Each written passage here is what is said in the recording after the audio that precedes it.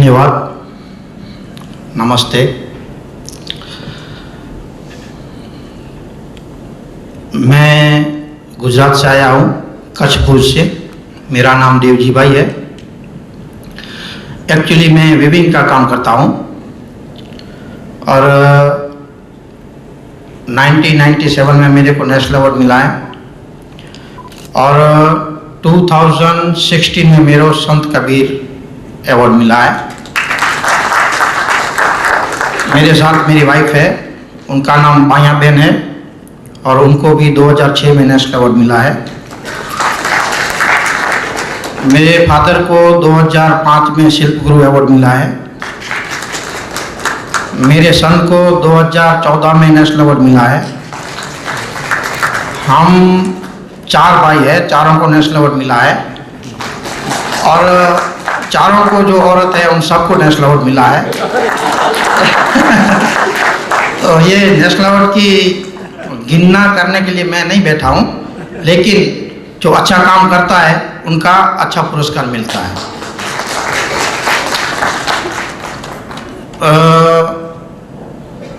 मैं जब सुबह आया तो मेरे को पता नहीं था ये स्टेज पर सब जो बैठे हैं वो स्टेज छोड़ेगा या नहीं छोड़ेगा, लेकिन वो स्टेज छोड़ के हमको स्टेज पर बिठाया है। वो रीड इंडिया का काम है। तो हमको जो स्टेज मिला है वो दूसरे के लिए भी हम खाली करें और इतना अच्छा काम करें कि दूसरा लोग भी इधर बैठ सके। बहुत बहुत धन्यवाद। हमारे कच्छ में बारिश का बहुत कम आना होता है या तो फिर ज़्यादा आ जाता है, तो ज़्यादातर नुकसान ही नुकसान रहता है खेती वालों को। तो इसी सिलसिले में बहुत सारी कलाएं हैं जो हमारे कच्छ में लोग करते हैं। उसमें वीविंग है, टाई डाई है, ब्लॉक प्रिंट है, एम्ब्रॉयडरी है, लेदर वर्क है। ये सब कलाएं हैं जिसकी वजह से सबको रोजी रोटी मिलती है और बहुत अच्छा कारीगर है। मैं जिस गांव से बिलोंग करता हूं उस गांव में मैंने जो गिना, इतना हमको नेशनल अवार्ड मिला, इतना नेशनल अवार्ड मिला, लेकिन 2000 की वस्ती है हमारे गांव का और 45 नेशनल अवार्ड है।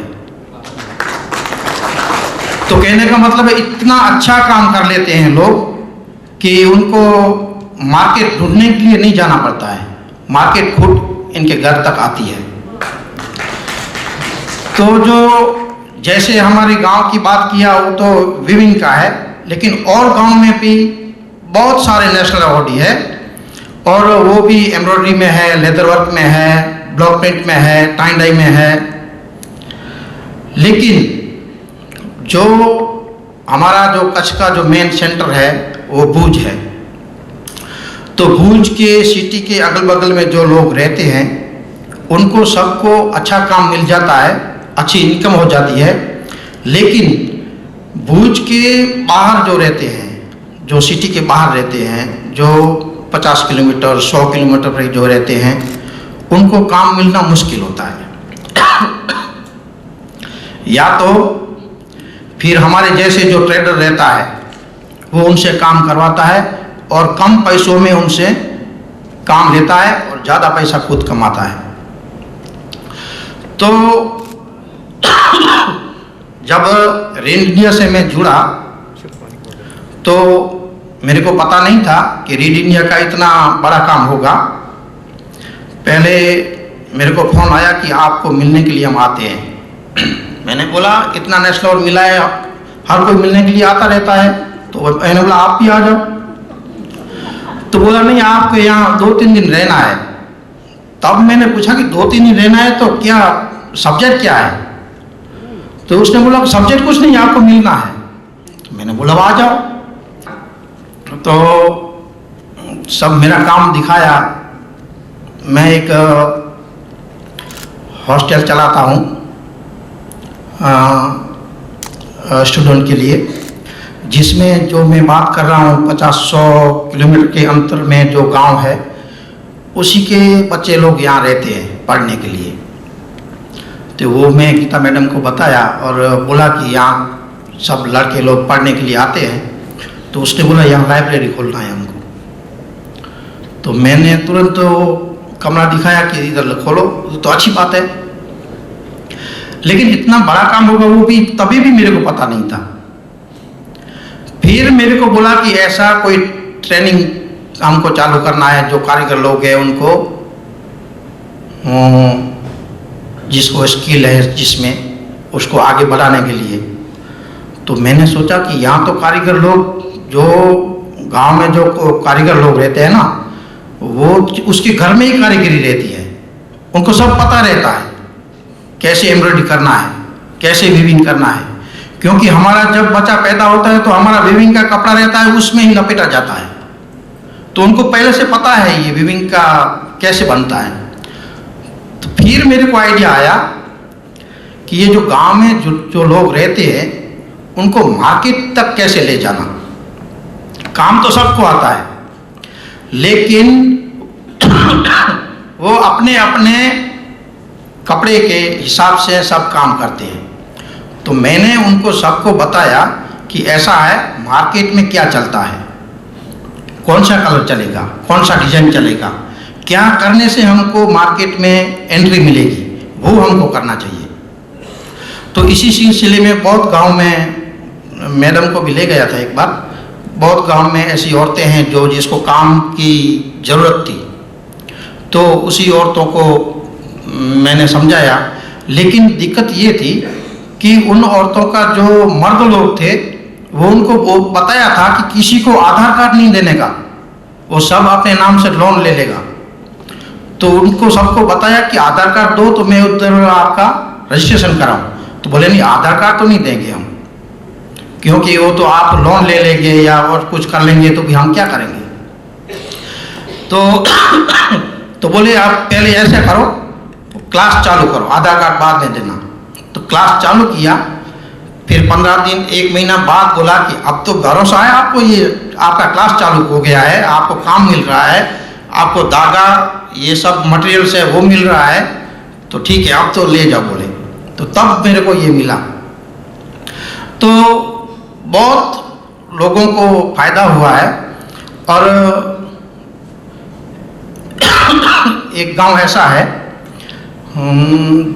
जिस गांव में जाड़ेजा लोग रहते हैं, वो तो बहुत पीने में 24 घंटा पीता है वो। तो औरत लोग हैं वो, उनके पास पैसा नहीं रहता है घर चलाने के लिए भी। तो उस गांव में मैं गया, किसी ने बताया कि उस गांव में काम की बहुत ज़रूरत है और उधर आप जाओ। तो मैं उस गांव में गया, तो उधर सब औरत लोगों को पहले से बताया था कि इतने बजे मैं आऊँगा, आप सब इकट्ठे हो जाना। तो वो सब इकट्ठे हो गए थे।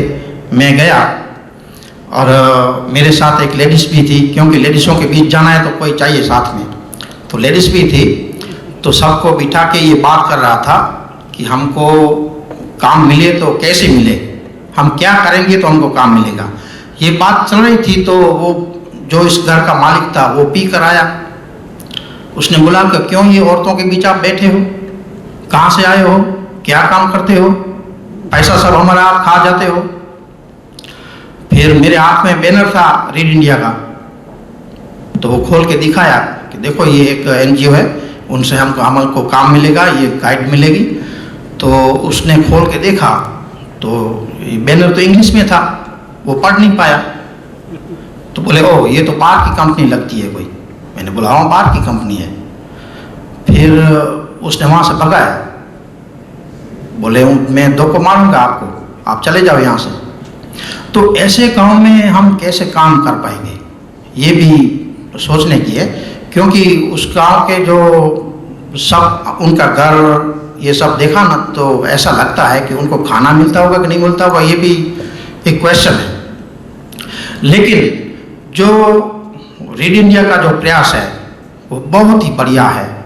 और साहब ने बताया हर घर दस्तक, हर हाथ पुस्तक। तो सेम थॉट्स मेरे को आया था कि लाइब्रेरी तक कोई पढ़ने के लिए नहीं जाता, क्योंकि किसी को फुर्सत नहीं है, जाएगा ही नहीं। क्यों जाएगा? तो मैंने सोचा था कि जैसे सब्जी बेचने वाला जो जाता है सब्जी बेचने के लिए, ऐसे हफ्ते में एक बार गाड़ी निकालना, गांव में घुमाना, उसमें बच्चों लोगों को जो कहानियाँ जो पसंद है ऐसी पुस्तकें ही रखना, और घर घर सबको कहना कि जिसको पढ़ना है वो ले जाओ।